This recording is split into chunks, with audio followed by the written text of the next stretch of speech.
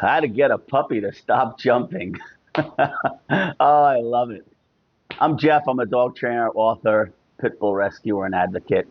Replying to a comment from one of my previous videos, how do I get a puppy to stop jumping? Now, that's a pretty loaded question because there's a lot of reasons why puppies may jump. So, I'm not going to go through all the reasons of why they might jump. Let's keep it simple because it is a puppy, so it'll be easier to modify this behavior.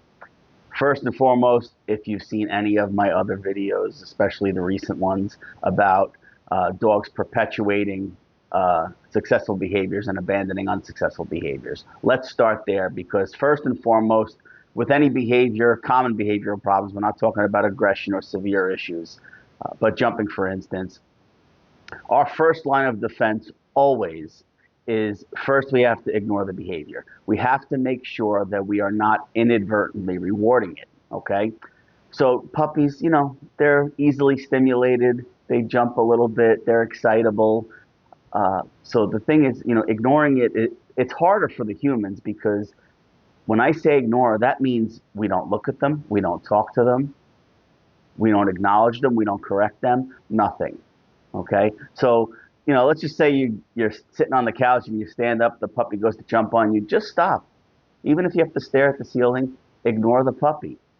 Now, ideally, this is where having some basic obedience foundation comes in handy. Something as simple as a sit.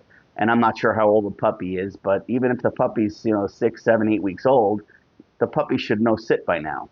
So sit. It's one of those behaviors that we want the puppy to default to when they don't know what you want, right? And because that's what ignoring is going to do. Ignoring unwanted behavior, the puppy's going to be a little confused because to this point in the puppy's life, jumping has probably worked for the puppy to get attention or something.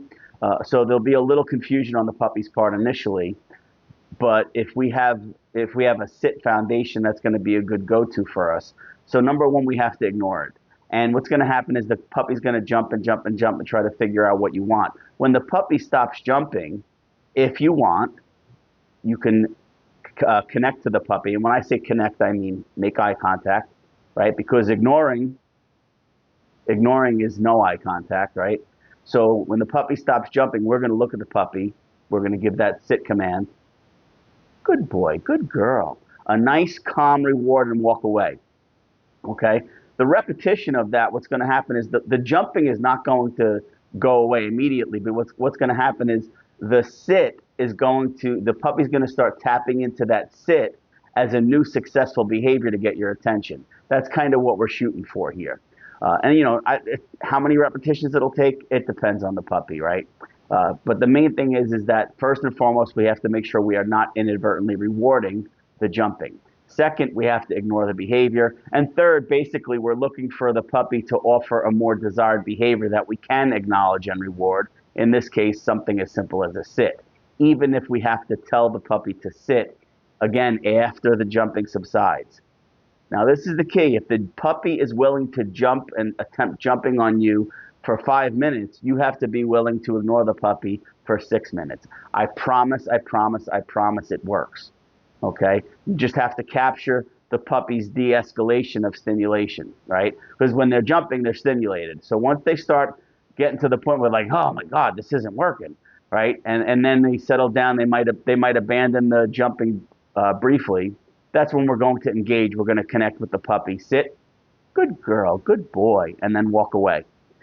The repetition of this, again, in theory, depends on what else is going on in the household and the environment. The puppy is going to start offering sits because the sit is reaping the reward. The jumping gets them nothing. The sit is getting them the reward and engagement from you. And again, this is just for puppies. If it's an adult and there's different types of jumping going on, there's a lot of reasons why dogs jump. Puppies, it's probably just stimulation, excitement, and most likely that the jumping has inadvertently been rewarded. So, just keep that in mind. You can't put a fire out with kerosene. So, if you choose to ignore the jumping 9 times, but the 10th time the puppy jumps on you and you pet the puppy or you make eye contact or you tell the puppy, no jump, for all intents and purposes, you validated and rewarded the jumping. So you really have to commit to ignoring the behavior altogether. And we want to obviously transition the puppy to offering a sit in that particular situation.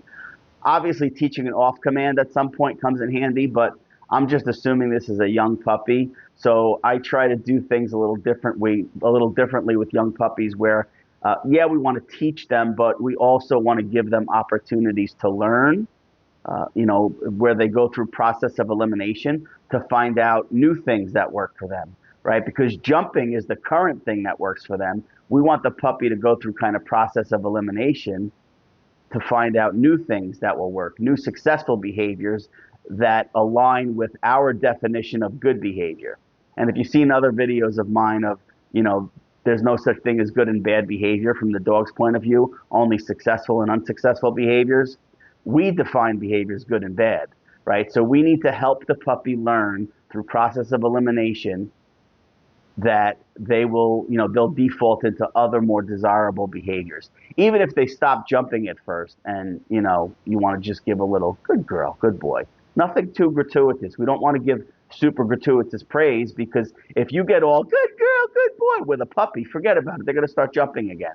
Just a quick, calm, nice and soft, and, loving tone of voice, good girl, good boy, and then walk away and keep it calm. The other thing is there's other things that contribute to puppies getting overly stimulated. Greeting them when you come home. If they're super excited and you're coming home, and again, I don't know what the structure of your household is. There's other people there, but if you're walking in the door and you're greeting a happy, overstimulated puppy, that's the state of mind that you're validating. You're basically telling the puppy, yes, I want you to be crazy. Right. So again, I don't know if I saw a video of the jumping and what's occurring before the jumping, that would be helpful. But I'm just going off of superficial information here. So this might come across a little superficial. But coming and going should be a non-event. We don't greet our dogs. We don't tell them we're going to the store. And if you're crate training your puppy, just put the puppy in the crate as matter of fact as possible when you leave. When you come home, we ignore.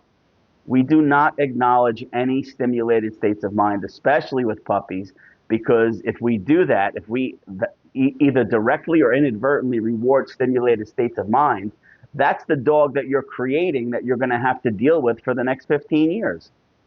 So, and this is where my rule of thumb is ignore crazy, reward calm, right? In this case, ignore unwanted behavior, only reward and validate desired behaviors, okay?